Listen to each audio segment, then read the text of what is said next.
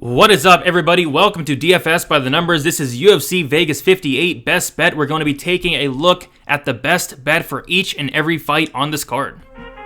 I need all the wins, yeah. Harder than all that is. You better move, you might get knocked out. Knocked out. You better move, you might get knocked out. Knocked out. You better move, you might get knocked out. Knocked out. And as you guys can see, we have a kind of a different format this week. We have Narco, who's in Vegas doing poker. I have something going on Saturday as well, so I won't be able to do the best bet live stream with Uncle Weezy, Narco, and Eric as we usually do, but going to be going through and giving my best bet for each and every fight on the card. I want to start with saying this card is extremely sketchy. I only have 3 bets on this entire card, and I'm trying to keep it very light, but I will go through and give the best bet for each and every fight. And as we always know on best bet, there is only one rule, and that one rule is no passing. So going to talk about every single fight here. The first fight, Ronnie Lawrence, Sadykhov, Kakamonov, and I feel like there's 2 best bets here. If you like Ronnie Lawrence, you probably like Ronnie Lawrence to win by decision, which is currently sitting at plus 140 on DraftKings Sportsbook, plus 135 on FanDuel. If you like Sadykhov, Kakamonov, I think the scorecards equals no action is the way to go. I don't see Ronnie Lawrence finishing Sadykhov, Kakamonov. Scorecards equals no action. That means if the fight goes to decision, the bet is voided. If Kakamonov wins inside the distance, the bet wins. And then if Ronnie Lawrence wins inside the distance, the bet loses. I think if there's a finish, it's more often than not going to be Kakamonov. Minus 180 there. On FanDuel Sportsbook, I think it's like minus 134, which is very tempting, honestly. But I think those are 2 ways to play it. And whichever way you like, I think Ronnie Lawrence by decision or Kakamonov, the scorecards equals no action were the 2 spots that stuck out to me. All right, next we have David Onama going against Gore Armfield. And I do like the unders here. I like the violence. My goodness, the fight doesn't go decision. Minus 195. David Onama, 100% finish rate. Gore Armfield's finished all but one of his wins. He's a finisher in his own right. David Onama has never won a fight over 2.5 rounds. All of his wins come under 2.5 rounds.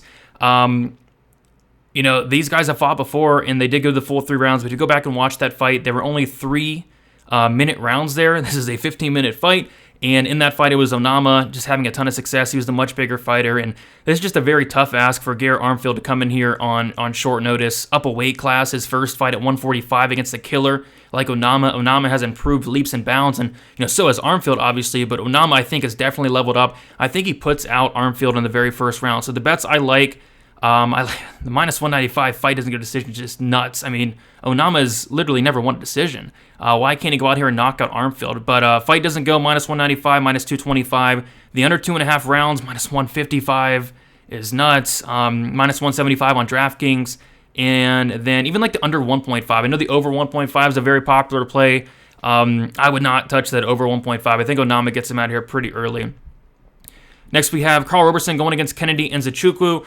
I don't think there's a best bet for this fight, honestly, but if I had to pick anything, it's at over 1.5 rounds. I almost bet that myself at minus 170 earlier in the week. The reason I didn't was because that would mean I'd have to put money on this fight, and I really don't want to do that. I just can't trust either guy, but over should be decent, I guess. Both guys fairly durable. Roberson's only been knocked out once. Kennedy's been knocked out once. I think the over 1.5 is the way I'd look, but my goodness, I'm not betting this fight. Cody Brundage going against Tresean Gore.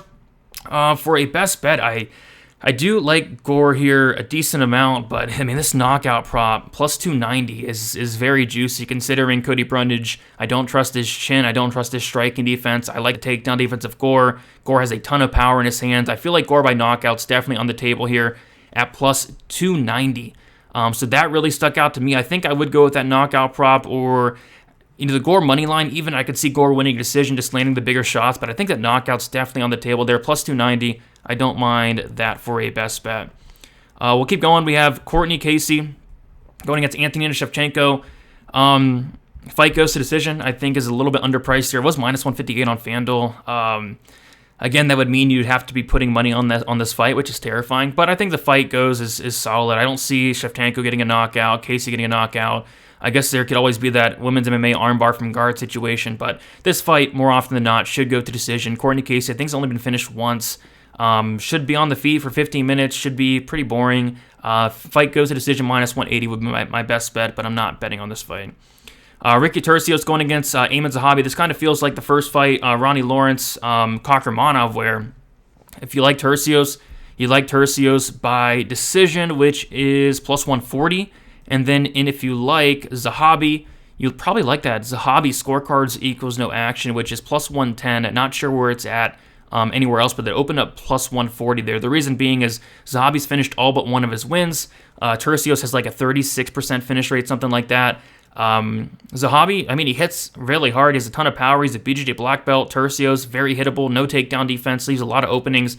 I think if you like Tirso, you probably are liking that volume, that activity, the minute winning ability in that decision prop. If you like Zahabi, you're probably looking for a knockout, a submission, and you're probably liking that scorecards equals no action plus 110 prop. So I think if you like Zahabi, you like that. If you like Tirso, you like decision. I'm not betting this fight, but if I was, those would be the ways I'd look. Next, we have Cynthia Calvillo going against Nina Nunez. This is another fight goes to decision for me.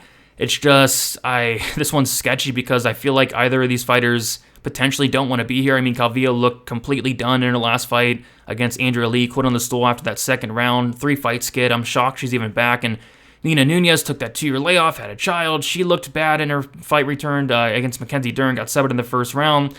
I think stylistically it's a good bet for a good fight for Nunez here, and if I was still in the business of betting these fights, I would have a bet on Nunez, but I retired from betting these fights. I don't bet these fights anymore. This is a sketchy fight. I question both fighters' mentalities. I question if they want to be here, and you shouldn't be betting on fights like that. So I guess my best bet is the fight goes to decision, minus 180. The Nina Nunez plus 135. I think stylistically it's a good matchup for her. She typically has good takedown defense. She's going to be the better striker. It's just I can't really trust either fighter, but I would caution anybody laying chalk on Calvillo in this fight.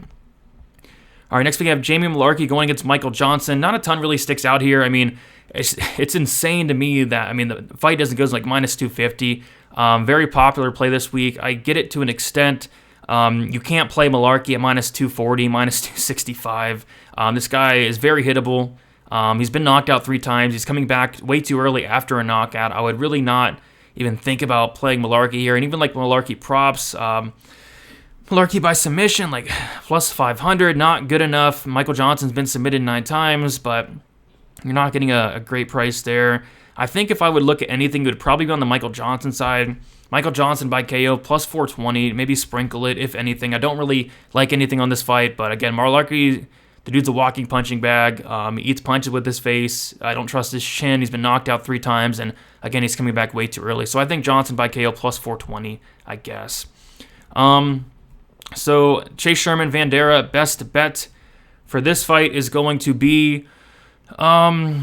I'll say Vanderaa inside the distance. I think if Vanderaa fights smart here and gets this fight down to the mat, the fight will be over shortly after. Chase Sherman, one of the worst ground games you'll ever see. Vanderaa, black belt in BJJ. It's just I can't really trust Vanderaa to fight smart. But if he does, yeah, easy win. Easy win if Vanderaa gets the fight down to the mat. I think one time the fight will be over shortly after.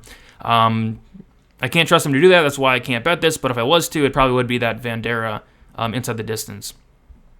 Douglas Silva, De Andrade, Shai Nurmagomedov. Yeah, this is a tricky one because I like Nurmagomedov. I think my best bet would probably be the parlay piece there for Nurmagomedov, minus 355. I think it's a good matchup for him. He's younger, he's bigger, more volume. I think he's better everywhere on the feet, on the mat. I really like Syed and one of my more confident picks this week. So I think I'll go with the parlay piece here, but because I could see a knockout, I could see a submission, I could see a decision, I think the best bet is just probably that Syed at money line as a parlay piece, but I honestly wouldn't really parlay anything on this card, so that makes it tough. But if I was forced to play a prop, it probably would be Nurmagomedov by decision at plus 225, I guess. But again, he can knock him out and sub him as well. So Nurmagomedov, I like, one of my more confident picks. Armin Petrosian, Kyle Bahayo. Yeah, this money line's kind of getting a little bit disrespectful for Petrosian, but I do like Kyle to win here. Some spots I looked at was the fight doesn't go, minus 155. Bahayo by submission, it could be interesting, or even just Bahayo inside the distance, I'll say, plus 145. Petrosian's ground game is a huge concern. His takedown defense is a huge concern. He gives up his back a ton. Bahayo very good at taking the back. I think the sub's live. I think the ground and pound is live. I think Bahayo is going to fight smart, get it down to the mat. Plus 145, I don't hate a shot on that. That is my best bet of the fight here. And then finally, main event, Rafael dos Anjos going against Rafael Fiziev. My best bet's going to be that fight doesn't go to decision at plus 112 on FanDuel.